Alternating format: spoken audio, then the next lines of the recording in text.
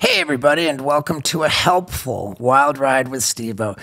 Our guest this week, Zac Brown, is just so impressive, man. He helps people. He genuinely cares about being of service to others. And the guy just walks the walk, man. And like right out of the gate, I told him how much that means to me because I have a nephew with special needs. And the things that Zac Brown does to help people with special needs is off the charts amazing. And man, the guy is as big as it gets in the music world. What a huge star. What an honor to get him. And he invited us to his house. Of course, we worked it into my tour, so it was pretty crazy. I kind of rolled right out of bed into it. But man, just what a great experience. What a great guy. And speaking of helpful, man, I want to tell you guys how much my Whoop band helps me stay on track and on my goals for fitness. Like, this thing is so epic. I wear it on my wrist. It's a fitness tracking device.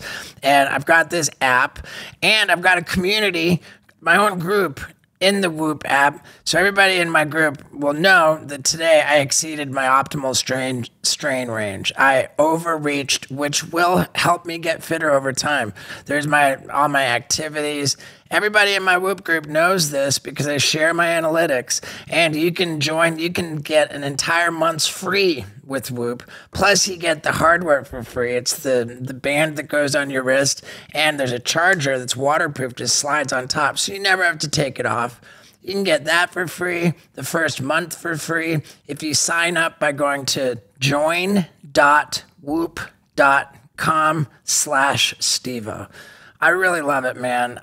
Every single day, I pay such a close attention to this, and I find it extremely helpful. So one more time, go to join.whoop.com/Steve-O and get that free month trial period with the gear free. If you don't like it, send it back. No big deal. And now with that, let's get into a very helpful wild ride with Steve-O. Is it controversial if I call you the king of country music? That's up to you, brother. All right. Ladies and gentlemen, people of the universe, I bring to you the king of country music, Zac Brown. What's happening? Chilling, man. We're here at a quite impressive property, Georgia, Yes, sir. Atlanta area. Yeah. And we've got you for about 45 minutes. What's going on in 45 minutes? Man, I don't know. I'm here. I'm at your service, man. Whatever you want to talk about. Oh, dude, I love it, man. I mean, I think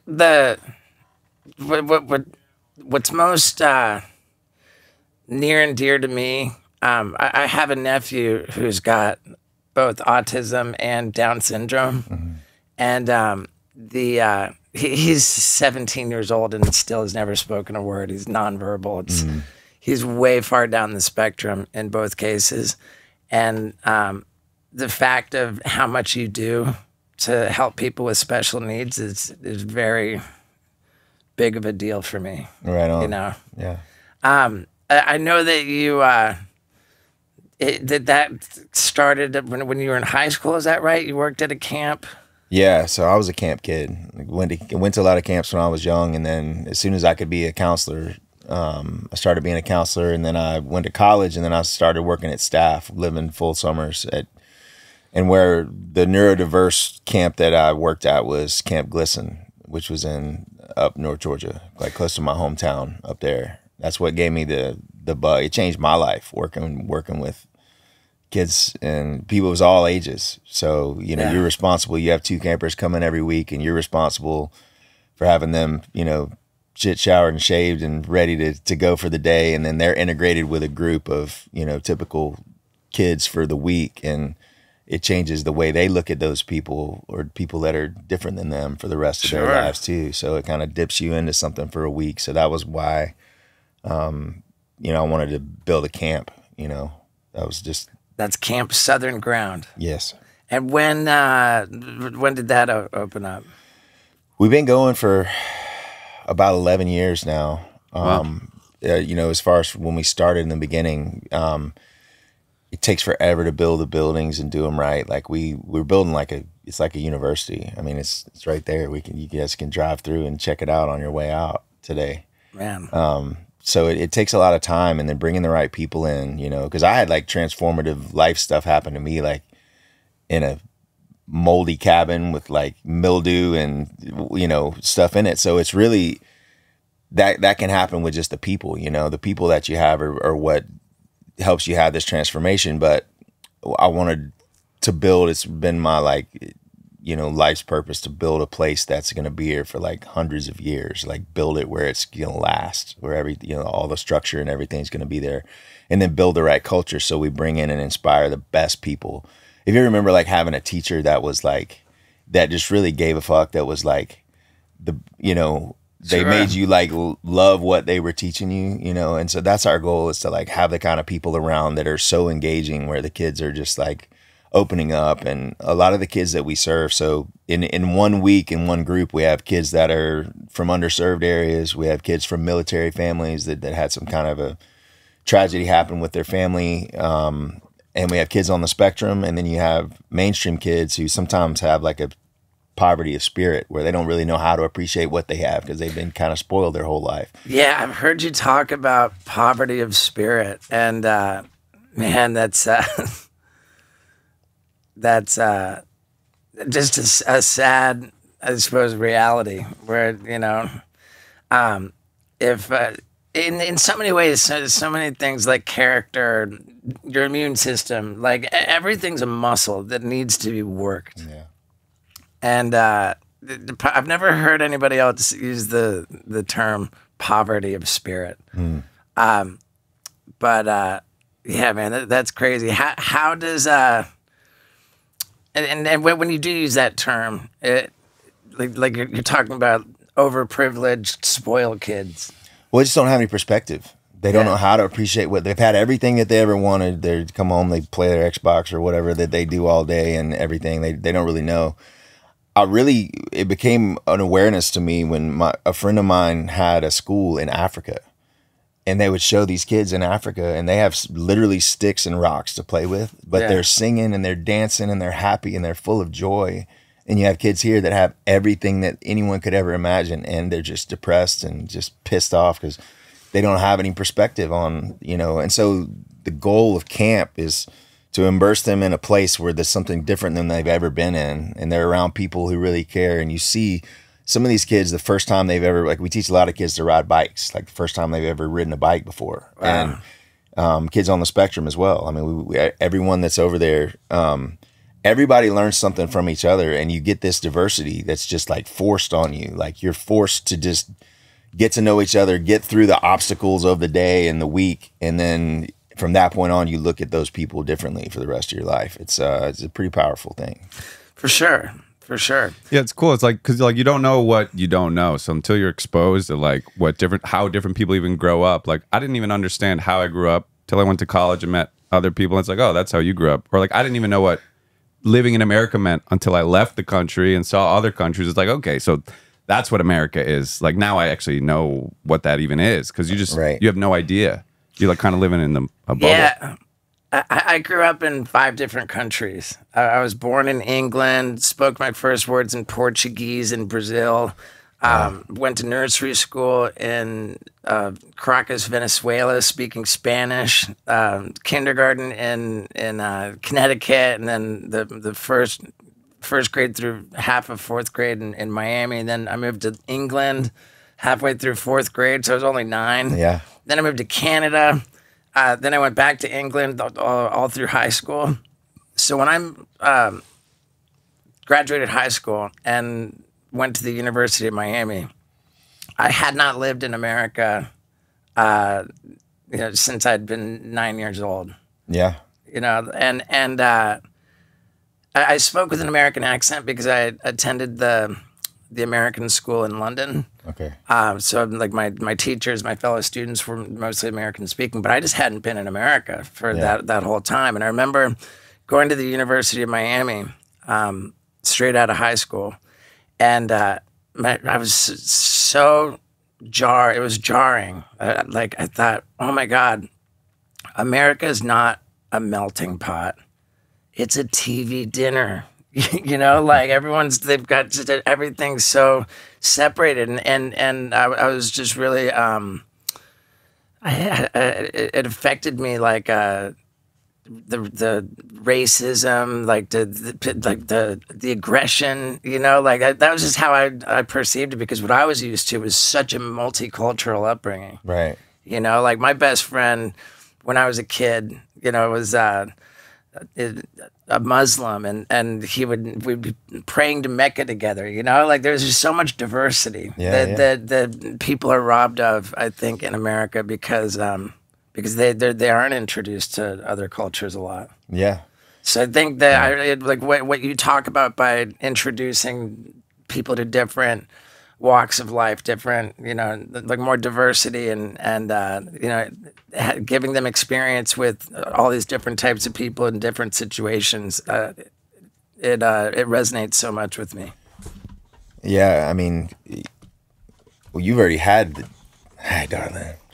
You've had a lot of that diversity, and getting to play music and traveling. Like I've been in the wind since I was 17, so that travel was like the greatest school that I could have ever had, because I was around all different kinds of people, right. And you learn how to, and that's why we paid our dues grinding for 10 years before we even signed a record deal. So we were just hustling, playing 300 nights a year. I know. I heard you talk about this, that before you signed a record deal, you were already selling out like 5,000 and 6,000 seat theaters. Yeah, and we created our own business model where we go to a bar that didn't have live music and just say, look, we want to come play here every Tuesday.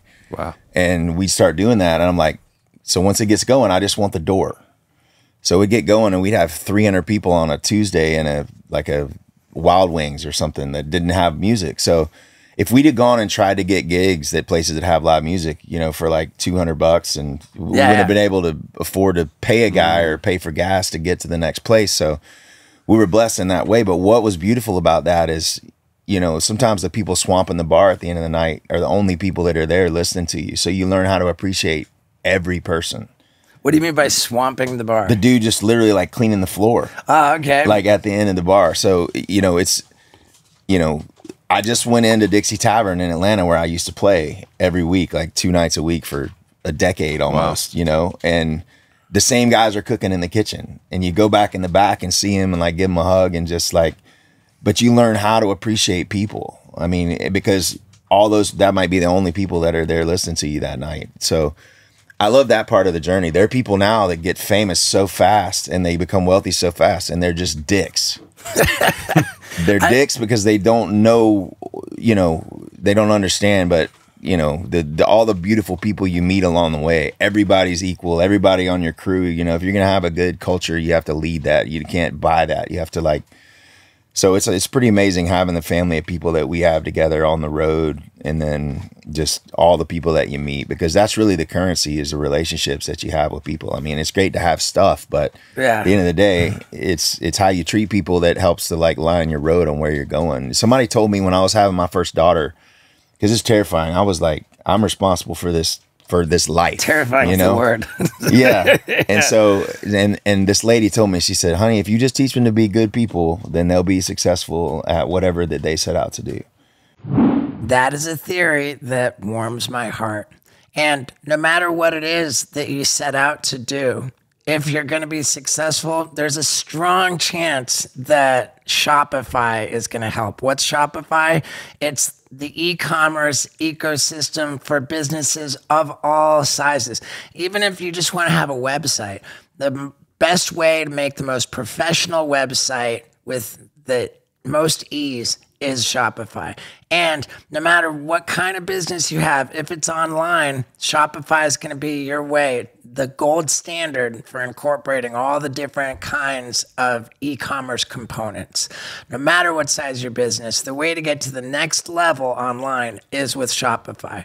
And You can try it for just $1 a month. This is a $1 per month trial period if you go to shopify.com/Stevo. But make sure that's all in lowercase letters. Shopify.com/Stevo to try the $1 per month trial period. Even if you just want to build a website, hey, go spend $1 and build a website. If you got a business, spend $1. Take it to the next level. The $1 per month trial period works for you right now at shopify.com/Stevo, all in lowercase letters. Jump on that and let's get back to it. And that took like a huge weight off of me, but it's true because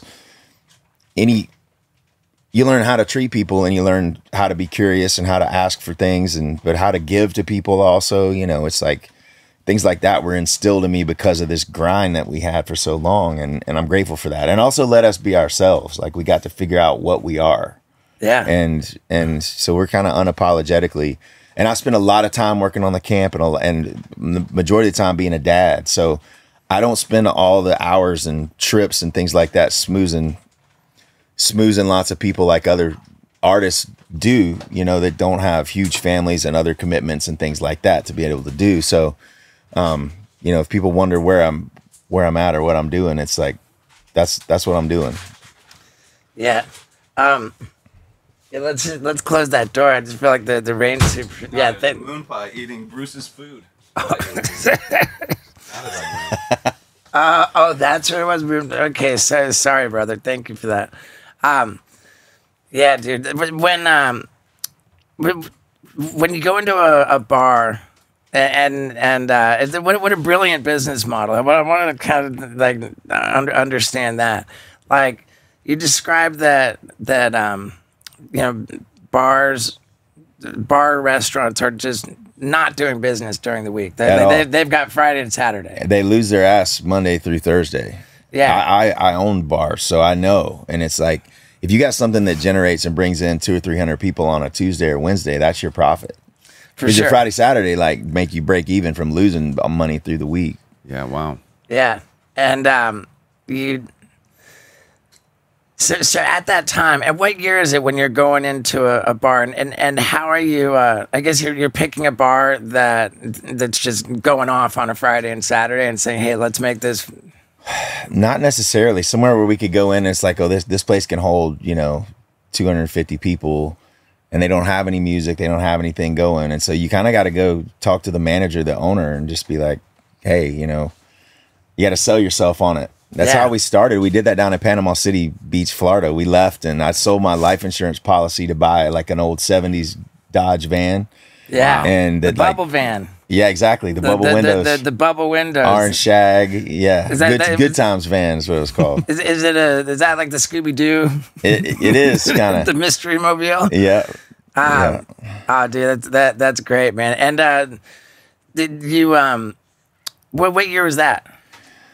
Let's see, 98. Wow.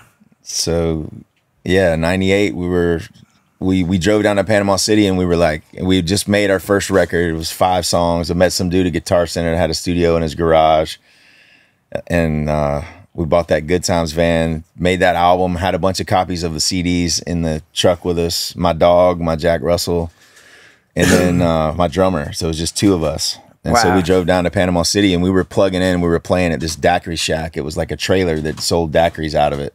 He had an extension cord to let us plug in and we'd sit out and play. We did that for 5 or 6 nights. And ended up finding a gig down there, playing 6 nights a week, 6 hours a night for $150 a night. Wow. And then tip money and stuff. And then it took us, a month or so of doing that. And then we ended up meeting a guy that had a brand new condo down there. Didn't have any furniture in it, but we were, we were balling in our eyes. It was pretty nice. Yeah. I feel like it's so funny in those times. You're like, man, you're probably saying like, man, if we could just pay our rent with this, like we'll be good. It's like the goal is like so small at that point and it just grows and grows from there. Yeah. It feels like that's kind of like you just continue to just level up like pretty consistently over those. Well, yeah, but it's even crazier than that though, because for you to record that 5-song album, Like, didn't you have to borrow I did. $6,000 from a I buddy? did. Yeah, and he was an alumni of my fraternity that I was in at college. So And now he's retired. He's a radiation oncologist, and now he's retired, and he works with us. He travels with us and is our like road doctor and crew guy. So Wow. the guy that loaned me the first money to make my first record, his name's Richie Bland, but we call him Doc. So Doc's like part of our crew now, and it's pretty awesome, man. The people that bet on you and that help to like help you to succeed early on, you kind of want to be, come here, come down here, yeah, come here, yeah. So at that time, you borrow $6,000 to record this album, Yeah. and can you even call it an album at that point? Isn't it more of a demo? It is, and I go back and listen to it. It's pretty funny because I was in choir from like first grade through, so I was singing like more like opera choir style on this album, like trying to write folk music. But I never had a class in school ever that encouraged me to be creative. Everything was like copy what everybody else does, Yeah, like wow. learning this. So there was never anything like how to write a song, how to like, create your own stories or things like that. So you do that kind of out of necessity. Your first songs are like about your first girlfriend you break up with, and you don't have any precedent, so you think you're gonna die. And then your first band breaks up and you think you're gonna die. It's like, you don't know that it's gonna be okay and that there's other things down the road at that time when you're young. So That's interesting. You say you don't have any precedent, so you think you're gonna die. But like, like your first heartbreak, you think about like the first Oh, right, heartbreak you okay. ever had. And so then you start writing about that. That's what I did anyway. Yeah. And then I realized later, like you can write when you're feeling good about stuff too, and that's still a lot of my life is chasing a song, man. It's like trying to find sure. something that you want to sing about and that you want to, and then trying to make every line in it solid, not just throw in shit that rhymes. But that's still a lot of my life is, figuring out the poetry of a song and like trying to make somebody feel something that you feel. Yeah, of course. So it's a demo, and you record that. Then you've got that. You press 1,000 CDs. Yeah, so we had all these boxes of CDs in the van. We tore all the orange shag carpet out and the bench seats out of the van, put gymnasium flooring in it, and my drummer's dad redid the brakes on it because it was a V8 and probably 6 out of those 8 cylinders were firing. The others Maybe were 4. just dumping gas into the cabin with you so when you're riding around. Wow. So, it got, I don't know, 8 miles to the gallon or something like that. It was pretty bad. But we were all loaded up, man. Drum kit, guitar, and then my brother had loaned me some money to buy some speakers. And just playing around college when I was at West Georgia, I 6 months later, I came back and paid him back for all the, speakers and stuff that he loaned me money for. And he's like, I never expected you to pay me back. So he took me to Guitar Center and was like, you pick out any guitar that you want. Wow. So I picked That's your brother? That's my brother-in-law, David. Yeah. Okay. And so he's been like a dad to me since I was young. And then he later co-signed with me to get a truck and a trailer and everything so we could travel. And for 7 years, I slept against the window of a truck and we'd drive playing 6 nights a week, Georgia, Alabama, and Florida.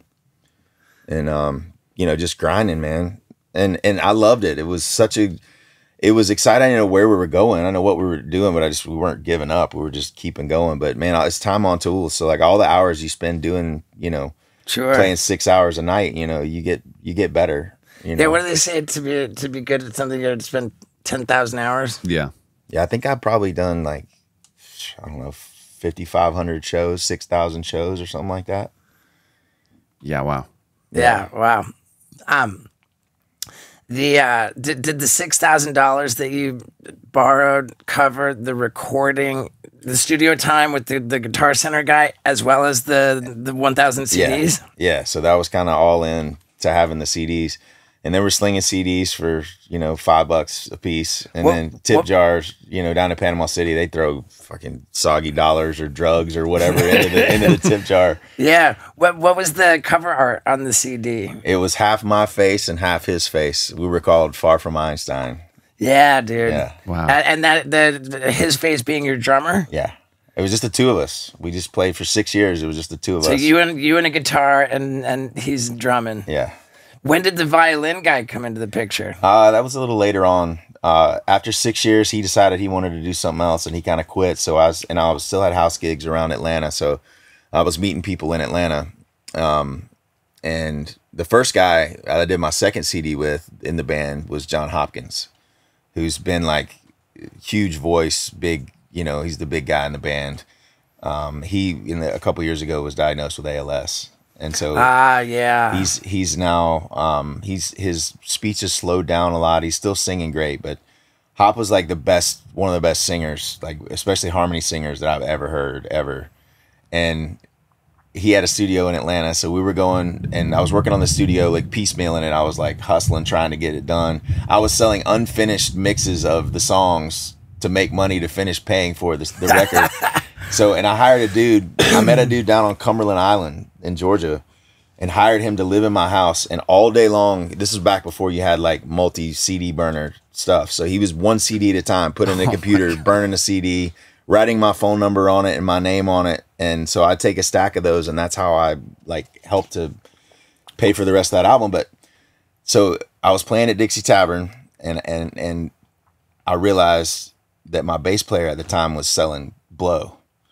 And because all these guys kept coming up going, hey man, let me holler at your boy. And I'm like, why do you need to holler at him or whatever? And found out, and he could play super fast, and he was always kind of like whatever. He's like, you know, so I found out he was doing that, and I was like, okay, I got to let him go. And then I went to the studio and was working with John, and John was like, well, I could play a little bass. I can sit in, you know. So in February, he'll have been sitting in for 20 years. Wow. Amazing. Yeah. The trip to Panama City, at that point, you said that you sold, and your dad gave you an insurance policy, and you sold it for $12,000. $1,200. $1,200, yeah. Wow, $1,200. Okay, how do you sell an insurance policy that somebody? Well, it's whatever type of life insurance that was, like you can either let that grow and keep it going, or it has a value, like how much you've invested in it, you can sell it. So when you sell a life insurance policy, is that like renaming the beneficiary? So whoever just cashing it in. Yeah, you're just cashing out like early, basically. Yeah. So you have no more life insurance policy. You basically you signed your life away. You know, like I just sold it. So my dad had put this thing up, and I told him that I needed some money to get a vehicle or whatever, and he's like, "Well, I got this life insurance policy or whatever." So gave me $1,200. I went to the used car lot in Carrollton, bought the Good Times van. I still have it. I am a big fan of investing in RVs. It's always worked well for me. But I think I'm a bigger fan of investing in mental health. And that's why I'm glad that this episode is brought to you by BetterHelp. It's the biggest online matchmaker for people and therapists. It doesn't involve going to a therapist's office. You don't even have to leave the house. You can do it from the comfort of your own home online. Very easy, very simple, and a very good way to find peace of mind, tranquility, and serenity this holiday season. Plus, if you go to betterhelp.com/Stevo, that's betterhelp.com/Stevo, then you get 10% off your first month. You can't go wrong. And therapy really is the way to just get comfortable with what's going on in your life. I'm a huge fan of investing in mental health through betterhelp.com/Stevo. So jump on that, betterhelp.com/Stevo for 10% off your first month. And here's to a more comfortable, happier, healthier you in the new year. Now let's get back to it. So the Good Times van was $1,200. $1,200. God, and it ran like shit, and the brakes were shot. But it was a big deal for us at the time, man. Sure. What was like the vision then, or was there one, or was it like let's just play music? Like, well, was we were gonna like, take our new CD and go. We were gonna be big like the next year. We were like, we're gonna go whatever. You're like any minute, and now we're just gonna pop. And then 10 years later, it took 10 years. Sure. Yeah, Far From Einstein. Yeah. Were there any other names for acts in between Far From Einstein and the Zac Brown Band? No, and the reason that we had to call it Zac Brown Band at the time was because this was back when MySpace was happening. And so on MySpace, there was another guy named Zac Brown, spelled the same way as me, Z-A-C, the way mine was. So to have like a different profile, we had to call it Zac Brown Band. And that's just what stuck. But no, we never had any other band names. The first band was Far From Einstein, and it was like 5 or 6 of us, and that band broke up, and that was devastating because I thought that was going to be the thing. I think it's a great name And for it a ended up band, just dude. being me and the drummer. It's spelled E-I. That's it right there. Okay. Einstein. Yeah. Yeah, I think that's me on the fantastic. left there. And you played in Panama City at Club La Vila. We played there later on, but we played at this club called Joey's. Okay. And it was just like a restaurant with like a piercing shop and a tattoo shop and a t-shirt shop. And Dude, Panama it was City. I'm pretty sure it was Israeli mob guys. They were all like Lexuses and hair slicked back and like, you know, Chanel, but they were really good to us. And, you know, we played the first 10 nights in a row. We did 6 hours a night. It was $150 a night. And it's from 8 till 2 in the morning. And we played outside on a deck and sweating our balls off. Damn. And Panama City is like that. When you said the bar restaurant model that you know, Friday and Saturday pays for breaking even over the week, isn't with Panama City like they lose money all year long and then spring break is what? Yeah, summertime and spring break is slamming, and it's changed now. It's all high rise and crazy. Like, but back then it was pretty loose, man. You know, the Majestic Hotel was right down the road from where we were. It was like. I wonder what's the hotel that they've got the captain's quarters. Oh yeah. Have you been there? Yeah. They put you up in the captain's quarters. Yep. We've been there. After doing the daiquiri shack for a while, there were these ladies swimming out in the ocean. Me and my drummer were camped out on the back of this porch that was wrecked by a hurricane. So we were right on the beach, and then the Sunglow Motel was across the street, and we'd go use their pool shower to take a cold shower. Amazing. With my dog, but we slept on the back of this porch for the first couple weeks we were there, and just out of the van. And we ended up, these ladies were swimming out in the ocean. I went and started talking to them, and they were like, well, our mom lives right down here, and had this huge house on Roberts Drive, like down from La Vila. And they had a garage with a bedroom and a bathroom in it. So me and my drummer slept in that same bed for like 3 months, you know, just 2 of us, but we had a nice place right on the water. It was Muriel and JB Ellis were their names, and they would like go out into town. They were in their 70s, late 70s, and they were out shag dancing every night and drinking. Every cabinet in the house was full of liquor, like like 80 bottles of McCormick vodka in one cabinet, and so their house was just like a commune, like people coming and going and drinking or whatever, and we're sleeping out in the garage, and so we had a way better place there, and then it later on ended up getting a condo that was in town. But you know, it's been a blessed journey, man. I wouldn't want to have to make all those things. I'm sure as your life has unfolded and all the shit you've done, it's like you don't know how it all worked out, but it did, and you're glad you don't have to navigate it all again. There was I think it was a cartoon, Mr. Magoo. Like, and you know, it was this guy, he had these like Coke bottle glasses or something, or no glasses, you just couldn't see. And he, like at the beginning of the show, it was like he's walking by and like every step he takes is certain doom, you know, like he steps off a building, but then like a construction beam comes to meet his foot, you know, right. He doesn't even realize that he's, you know, every step is certain death, and he just barely like had, you know, I've always felt like that was. I can relate to that too. Kind of my deal. And I relate to, like, you were talking about the one CD burner. I was even before that with my stunts recording onto video cassette tapes. Yeah. And I had one like VCR video cassette recorder where I would hit play and I'd just record like the good stunt, you know, the good trick where I made it.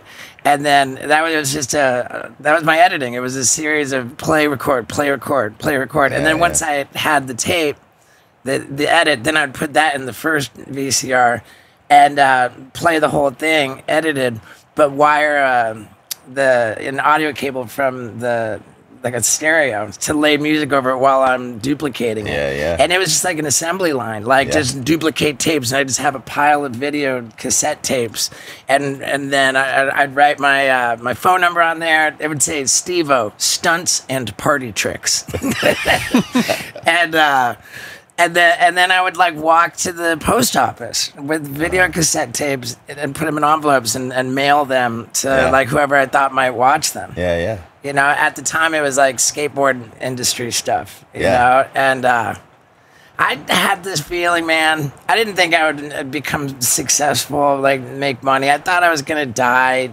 just having miserably failed.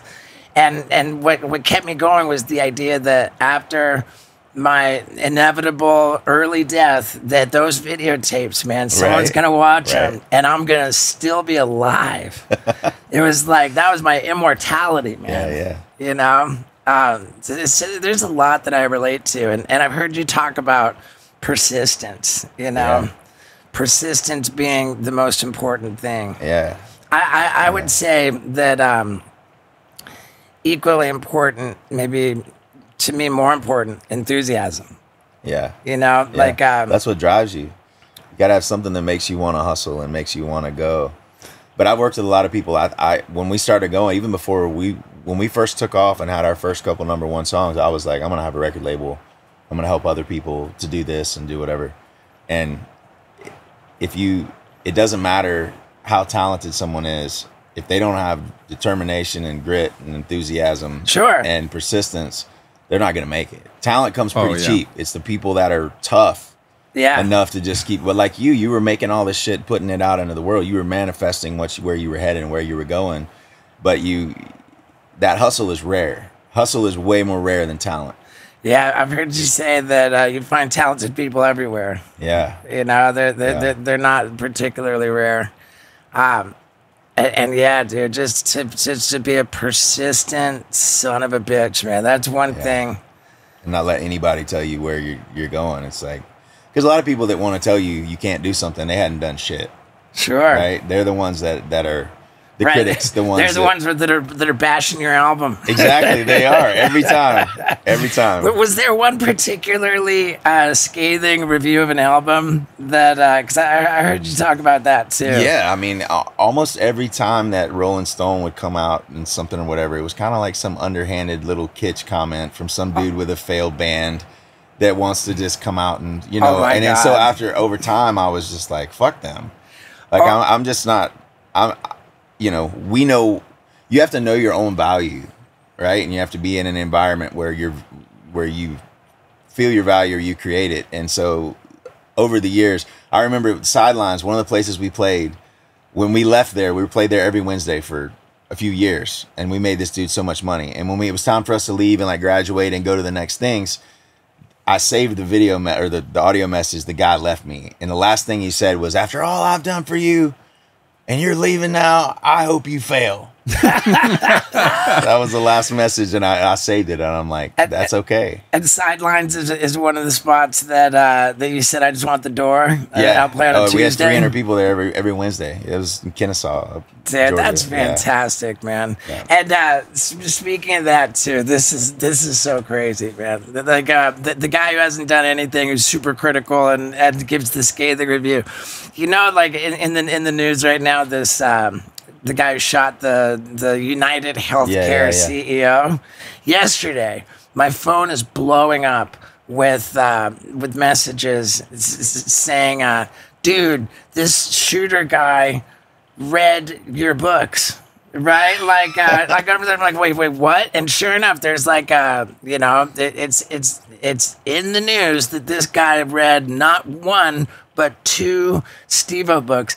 Left a review on my most recent Steve-O book. It's called A Hard Kick in the Nuts. And this would be great. I'm getting ready to call TMZ and be like, hey, whatever. And then I read the review. And the bastard like was bagging on my second book, saying that it wasn't very engaging. I'm like, dude, everybody's hitting me up. They're like, hey, did you see this guy reviewed your book? And I'm writing back, yeah, it would be great if the review itself wasn't a hard kick in the nuts. I want to shoot that guy. Yeah, but you could go out and say, like, look, if you're not a murderer, you might enjoy the book. You know, right. I mean, it's so funny, dude. You know, it's like here, the only thing that the guy likes less than my last book is his health care.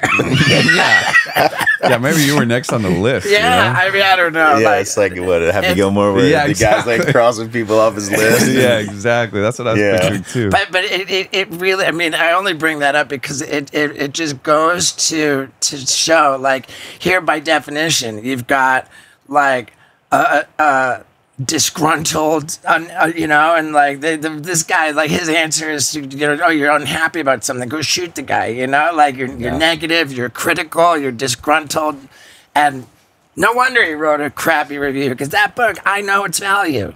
Exactly. You know, there's something about value that can go up and it can go down. And when I take a Blue Chew tablet, the value of my performance in the bedroom, it goes up. And I'll just come out and say it. I'm at an age where I'm pretty happy to accept the help from Blue Chew tablets. They help me perform better in the bedroom. They help me get hard as a rock. They help me have a really good time. So maybe you've been thinking, it's probably time for me to try Blue Chew tablets. I think you're right. And you can get an entire month's supply totally for free. All you pay is $5 for shipping if you go to bluechew.com and use the promo code Stevo. This could be your entry to a higher value performance in the bedroom, to having more fun with your boner. I mean, let's do this. Go to bluechew.com and use the promo code Stevo to get an entire month's supply of Blue Chew tablets completely for free. All you pay is $5 for shipping. So jump on that and let's ride this baby home. Yeah. I know that book is awesome. Well, it's all a test, right? So you're going through life, you have something you believe in, and there's 100 people that are just like, that's total shit. And back then, it kind of was, but if you're working on it and getting better over time, then like you kind of know where you're going. But you have to have an identity. You have to have a resilience about you to be able to succeed, because you have to be willing to fail. And that's why I've got Teddy Roosevelt tattooed on my arm right there. Yeah. And that's the man in the arena. That's the speech. And I go back to that and I read that speech that he wrote whenever some failed band writer slams my album, you know. Just as a reminder, like you're not doing shit if you're not failing, you know.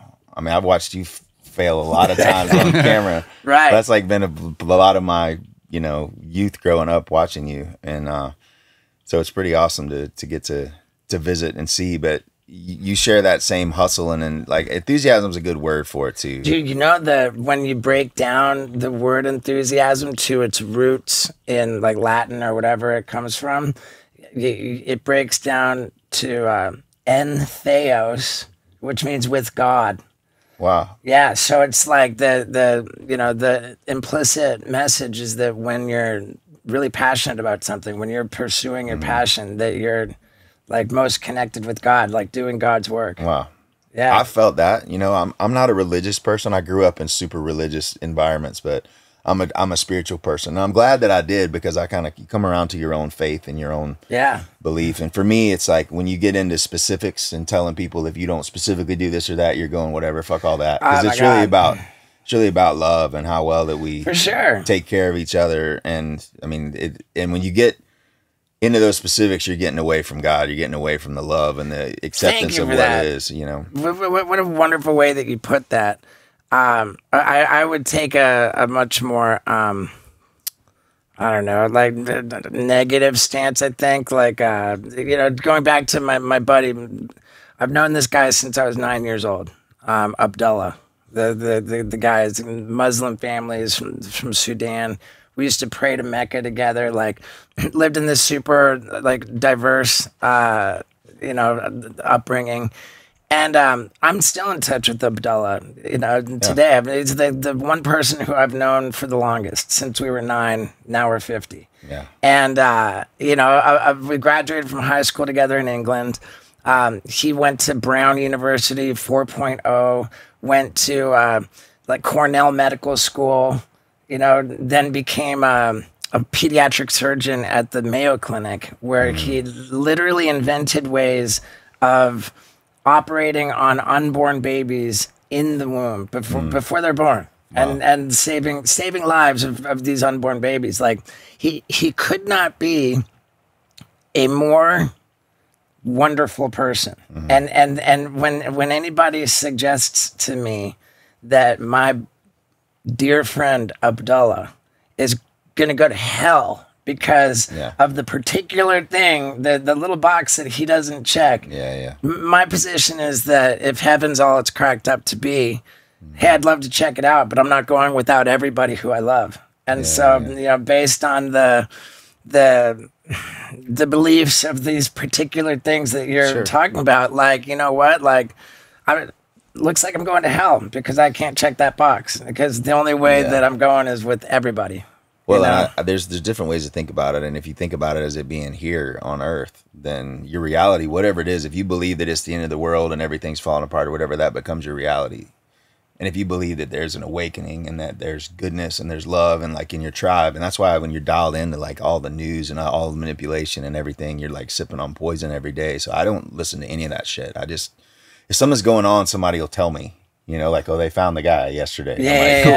But I'm not receiving all of this stuff because we're tribal people. Like we weren't supposed to hear voices beyond earshot. Like if someone wasn't like on the hill where you could hear them yelling, like you're not really supposed to hear them. So our physiology is like 200,000 years old. We're still the same, like physically that we were then. And now we're dealing with all of this technology and all the opinions and all the stuff. And a lot of times the people that have the microphone and the opinion are the people that you would never want to fucking hang out with in the first place. So it's like, it's an interesting thing that we're having to like deal with right now. It's weird. The internet just fucking, I know. It's a crazy thing. And like our brains just can't even process all this. Like we're taking on a day, we're taking in more information than like 200,000 years ago you got in multiple generations of lives. Exactly. And so like our brains are just, and but if you just like look outside in your neighborhood and go outside and like, if you're not paying attention to that and feeding into it, then it's a good life. So whatever you believe in, it becomes your reality. Like whatever. Yeah. You know, there's something interesting you said early on in the conversation about the kids in Africa having, sticks and rocks to play with. You said about becoming a parent, you know, having this responsibility, and it's terrifying. I was talking with Abdullah. We were playing a game of pool, and it was like, I don't know, a little over 10 years ago now. And I said, Abdullah, I don't want to have kids. I don't want to have kids. Like the opportunity in the world is dwindling. You know, the American dream's dying. It's like I don't want to create a person who's going to struggle. You know, and Abdullah looked at me and said, "Do you think in Africa, with all of the poverty, the famine, the disease, that people are any less happy?" You know, and my initial reaction, more happy. It's crazy. Yeah, my initial reaction is to think, well, yeah. He says no, and what it is it's the capacity to love. You can take from somebody all of their resources. You can take all their money. You can even take their health. But you cannot strip a person of their capacity to love another. Yeah. Wow. And it's from that which happiness is derived. Well, and all those other things distract from it. Yeah. Like all the resource, all the things you have to take care of. You know, they say the more you own, the closer you are to Rome, which means the more you are a slave to the shit that you own. Yeah. And then you're distracted from the connection and the love and the things like that. It's like the more money you earn, it doesn't fulfill anything. It actually creates a vacuum, I've heard. It does. And it's a tool, you know, you can't be a slave to that either. You know, like I've gotten by on a piece of toast and ramen noodles and natural light, and I know what that's like, and I was happy. Yeah, but and when you were eating that, then you got the case of Doritos. That's right. Yeah, the case of Doritos was like a major score. A major upgrade. Yeah, it was. Now, and all the work paid off. The $6,000 that your frat brother guy let you borrow, he got paid back from the restaurant money. I paid him back 6 months later on the dot. I showed up with $100 bills, paid him back. He later gave me money to make another album Took me a little longer to pay him back for that one, but just when This you was see from the restaurant model. yeah, and when you see the difference it makes when you just tell a young person, hey, you're really good at that. You should keep going. You should keep going. Like just one comment can like change the trajectory of somebody's life. And then somebody that's like, but you have to be willing to ask for help. You know, you have to be willing. I had to be willing to ask him to help me pay for the CD and to pay for the speakers and to pay for things to get going. But I spend the rest of my life now taking care of him, you know, and so it's, we take care of each other. I mean, he's, you know, he still provides amazing service for us on the road, but this is the doctor guy. Yeah, doc. And so, but people that believe in you early on and people just putting good out into the world, man, I think that's really what it's about, because when you boil it all down, like real joy comes from helping other people. It doesn't come from serving yourself and having a bunch of shit and living in a big fancy house and whatever. You're just there alone and just a rich dick, right? So you want to, the more you can give and the more you realize like it's an unnatural act for us as humans to be a servant to other people. Like you literally have to put the effort into doing that. But the more you do that, the better your life becomes. Yeah, man. My understanding of it is the human experience, this whole like physical realm, it's an illusion. Yeah. And the separation between us is an illusion. And when we die, we realize, oh my God, that wasn't it. And we're all one thing. And like, I'm super into videos of people describing near-death experiences where they actually die and they have their life review, and they feel like in their life review, you experience everything that you made other people feel. You experience it as those people. Yeah. Like, so when you were a dick to somebody, like you're going to feel what you made, and when you did spread joy, and when you did you know, like make somebody, you're gonna feel that joy. And man, like I think about that a lot, and I really want to like be deliberate and be careful about how I interact with people, like selfishly, so that I can like kind of over like you know, like balance the scales of all the bad feelings. Well, that's a great motivator too, and you know that's another thing for religion too. I think if the overall impact of it makes people want to be better, want to have community, want to treat people better, and all of that, then great. Exactly. I support whatever that is, whatever builds that like community and connection with people and things like that. But as you get to be older and you travel a lot and you're around a lot of things, there's wisdom in a lot of different religions. There's wisdom in a lot of different things. And the ones that tell you have to isolate, you're not allowed to learn anything else, like this, no, this is it. You can't, whatever. It's like, I kind of call horse shit on that, you know, but you know, and I'm not saying it's a wrong for anyone else to do that. Whatever people feel convicted by and being able to do it, just for me personally. And I tell my kids that, like, you have to figure out what you believe.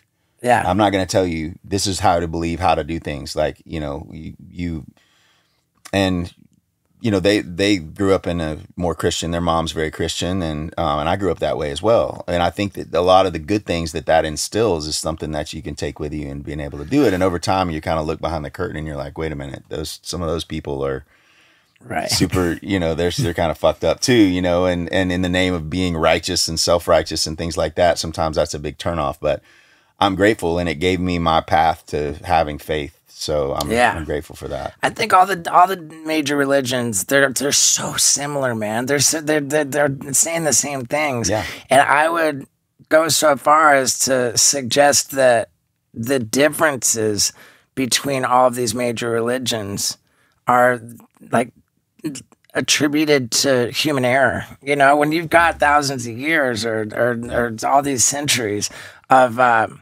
you know, number one, the original scripts written in Aramaic and like all that, you know, like a lot. They've been bastardized. Yeah, a lot got lost in translation. Centuries. Well, they manipulated. They intentionally, it was governance. For sure. It was governance. Because all it took was one guy at one time to just be like, let's the king, take that out. And it's like forever Council, now. Like, and let's take all these books out, because this talks about other stuff that like the rest of the life, you know, I don't know. I'm with that, But if man. Jesus married Mary Magdalene and had a bunch of kids and stuff, they say there's books in gospel that tells that story. Well, they don't want people knowing that, because then that instills more of the humanity side of someone that was so. But fear is so much more profitable. Fear. That's true. Yeah. It's either, it either boils down to two things. It's either love or it's fear. There's Big time. two things. Big and time. So, man, I love that, dude. I love that so much. But before we let you go, man, I'm dying to ask you about life today. Now that you're like, and thank you for inviting me to your show. It was I think you were playing the Staples Center, which is now the Crypto.com Arena. Yeah. And, I got the invite like, hey, Zac wants you to come to his show at the arena. I was like, for some reason I couldn't make it, but I was like, man, what a cool bro. Yeah. Really well, appreciate I'd love to have that. you guys, man. We'll be touring in the spring. And dude, I love it. However we can. Sick. We'd love to have y'all see what we do, because our band's like really hard to understand. I mean, same thing with like if somebody describes Jackass to you, you kind of need to watch it to kind of understand the level of what it is. And so... It occurs to me that at the intro of I said the king of country music, but now I'm like, like your whole purpose is almost to defy genres. So why did I try to jam you into that box out of the gate? That's all right. I appreciate it. We just individuals. You have to fight really hard to keep your individuality, because I had record deal offers early on when I was playing bars. They were coming. They're like, okay, we're going to get you a boot, some boots. And they tried to give you a cowboy hat. And I was like, that ain't me, dude. So I'm from Atlanta. I'm not a cowboy, so I don't want to act like one. I just want to be able to be myself. And it takes a lot of courage to be able to do that. It takes, and that's one thing working at camp and going to camp. Like if you go to a public school and you get up and start singing or something in front of kids, they're just going to slay you, dude. They're going to murder you. And so, but if you do it in an environment like a camp, where the first time you get to be silly and goofy and like do a skit or do whatever, you're like celebrated in doing it. Like that creates this like celebration of your individuality, like where you get to show who you are and whatever. Right. And I think camp was responsible for me just being courageous enough to just be able to be myself.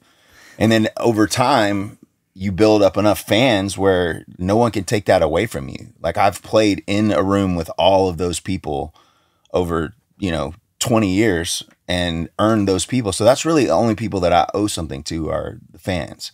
I don't owe it to the institution, to the machine that creates other artists, to the machine that does other things.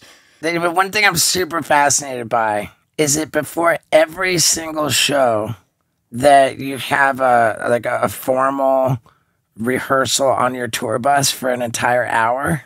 Yeah. So I do my vocal warm-ups for 30 minutes, and then I rehearse with the band for an hour, and then we play a 3-hour show. Wow.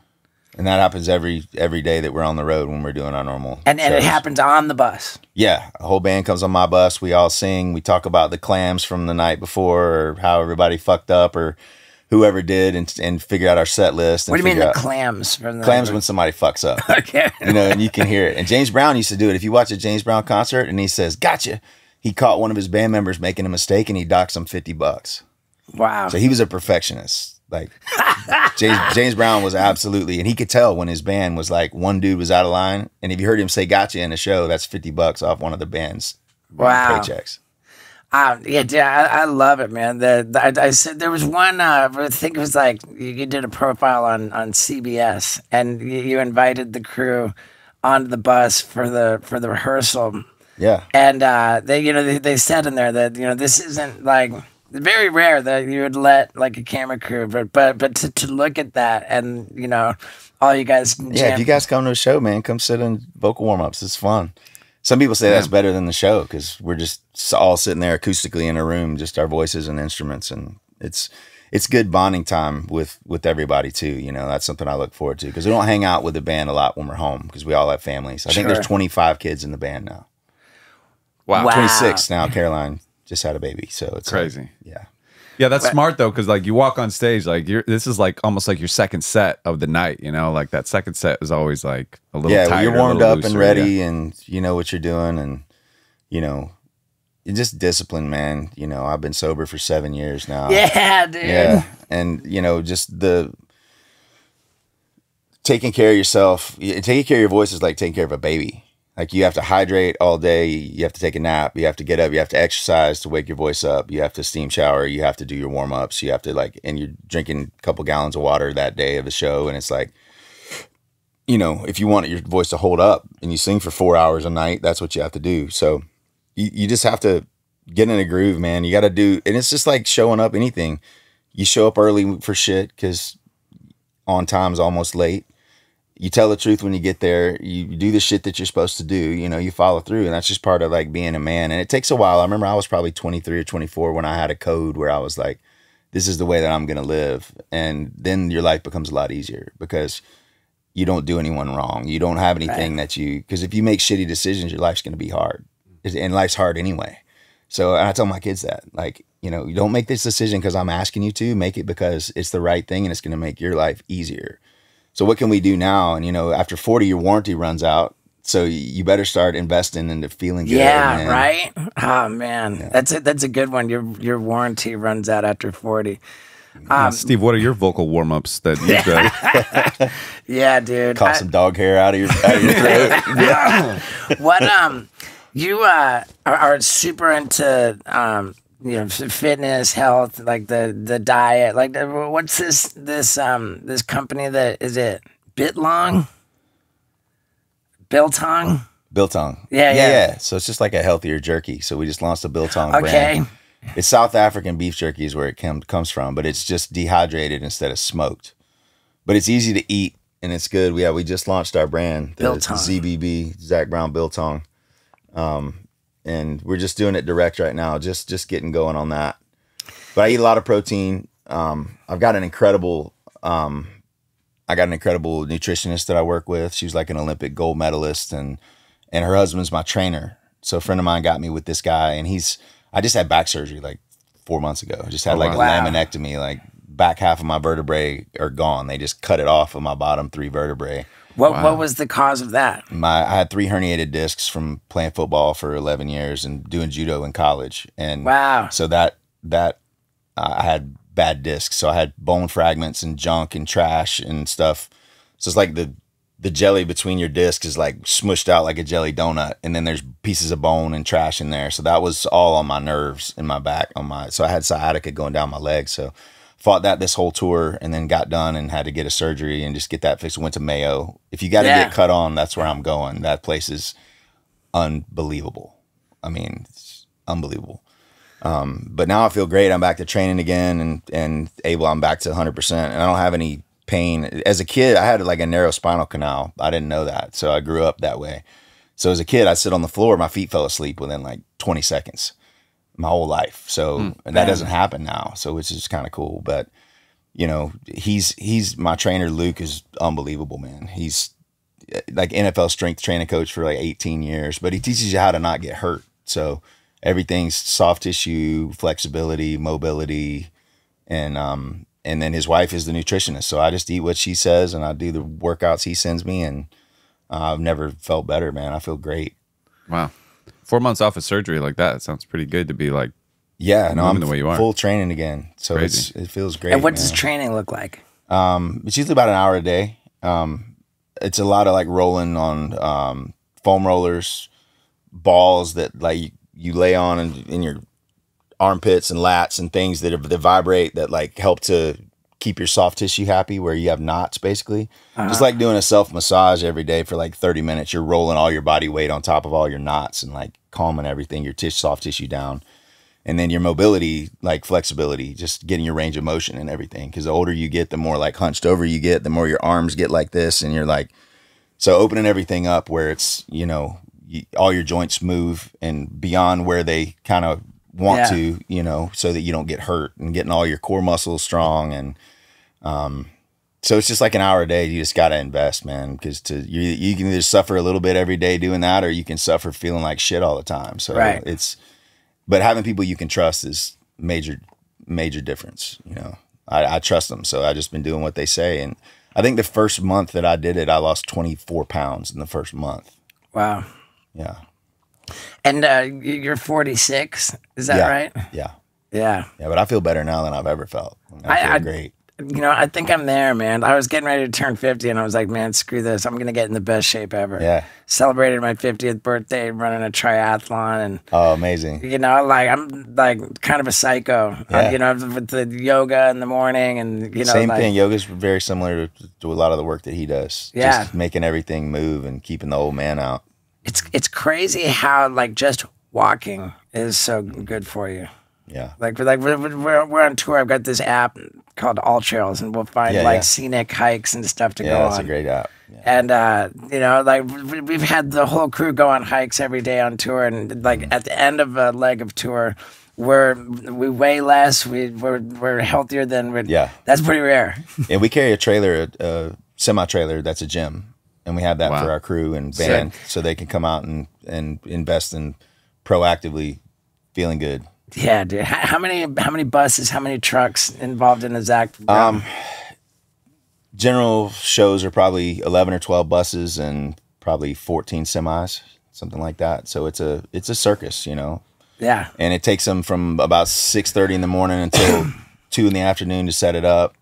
We finish playing at like 11, and then in 2 hours everything's packed up. But we have probably 115 people on the road that travel with us, and then we have about 80 to 100 local hands, that union people that show up to help to unload everything and load it up. Amazing. Is it true that you've the longest break that you took from touring was like 60 days? I mean, presumably after back surgery, it'd take a little more than that. COVID, for sure. Like 60 days is a long time. I mean, we've been grinding.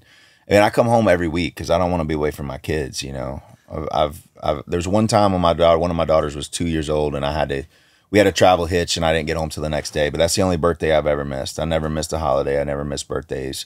I make sure that I'm home. Like, being a dad is first. That's above everything. And then the whole schedule has to work around that. And it's not efficient, like resource wise, because if you could just go out and tour and do like 60 shows and then come home, but I don't want to be away from my kids that long. They're in school. And so, you know, I always thought I'd have a family that like grew up on the road and like homeschool and roll around, but that didn't end up happening. And they turned out amazing. I've got amazing little people, but being present in their lives, the same thing. Like, you got to be there. You got to be there to see what's happening.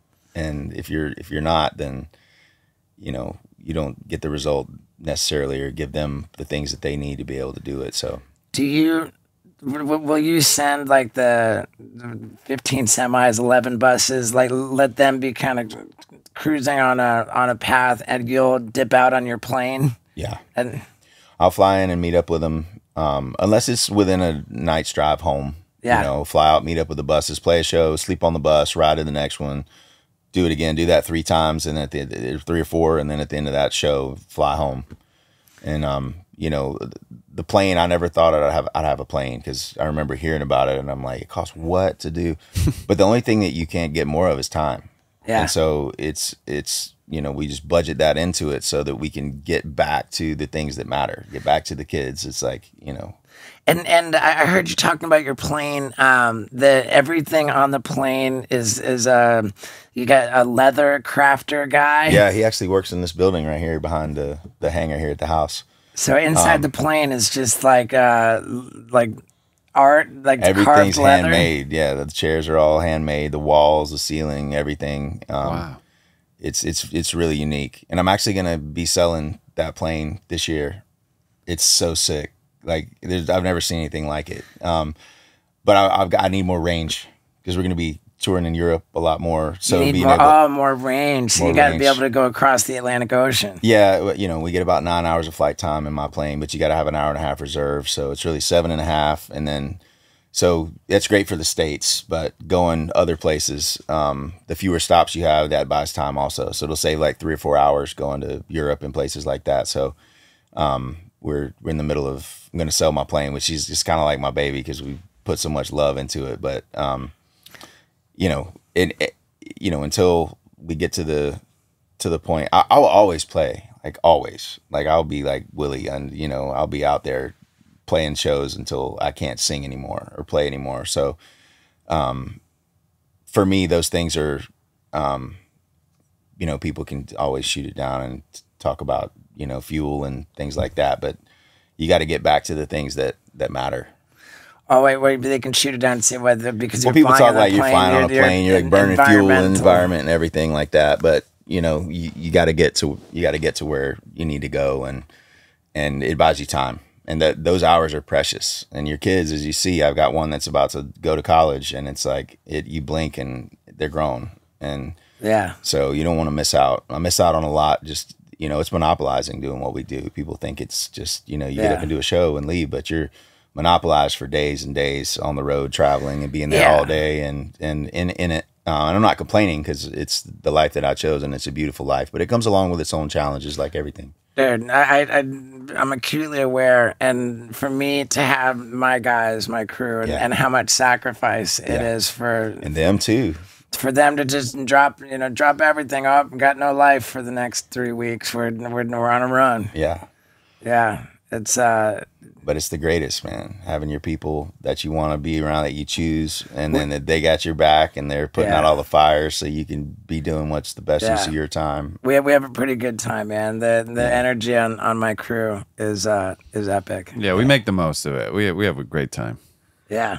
That's the sugar. So you got a big show coming up for New Year's. Yeah, New Year's Eve. State Farm Arena. State Farm, yeah. And that's that's in Atlanta. That's in Atlanta, yeah. That's where the Hawks play. Yeah. We haven't played there in a long time. It used to be Phillips Arena a long time ago. We haven't played. You know, we do a hometown show every couple of years or something like that. But our biggest markets are like up in the Northeast. Okay. So it's, yeah, of course, Fenway Park. You got the record. Yeah. What is it? The most consecutive sold out shows at Fenway Park. Yeah. We've done 3 in a row. 3 sold out shows in a row there. But Boston's incredible to us, man. It's I mean, dude, what a distinction. I mean, you think about that, like that's a stadium. I mean, it's a baseball stadium. I like baseball stadiums better because they sound better. Football stadiums are like a big bowl, you know, and the sound is awful. It washes around.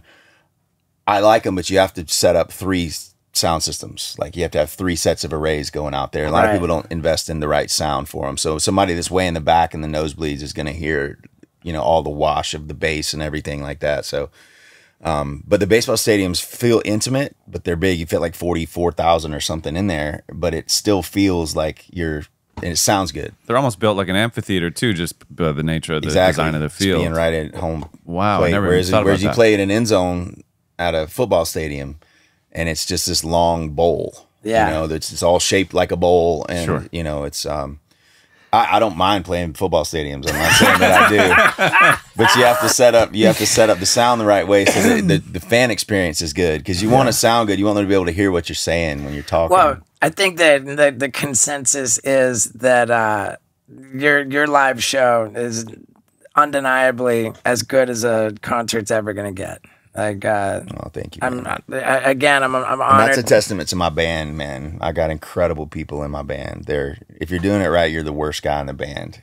You know, you have the right people around you that are so incredible. So we're blessed, and our crew is amazing. We have a real blessed journey. Next year's a really big year. We're gonna have some announcements this year. We're doing the biggest thing we've ever done next year. So we're gonna announce that. You know, probably around after springtime.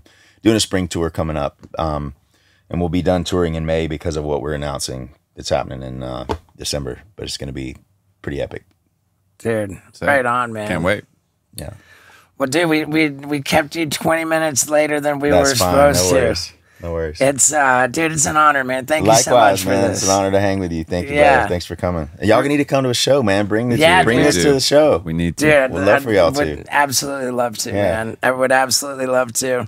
And I just want to say it again, man, that the way that you care about helping people with special needs is really, really near and dear to me. And the way that you promote love and equality and like it's a big deal, man. You use your platform in a very responsible and admirable way. Thank you. And I would go as far as to say that you have a platform because of that. I agree. I think I was given my music to help to do those things. I think it all goes together. So when you're here following orders and following signs and listening and doing things, and you know, so I know you do a lot of good as well. So that's very, very appreciated from you, man. Thank you. Well, hell yeah, brother. Right on, man. Well, let's get on with your day, but thank you again. Absolutely. This was sick. Thanks, man. Appreciate it. No problem.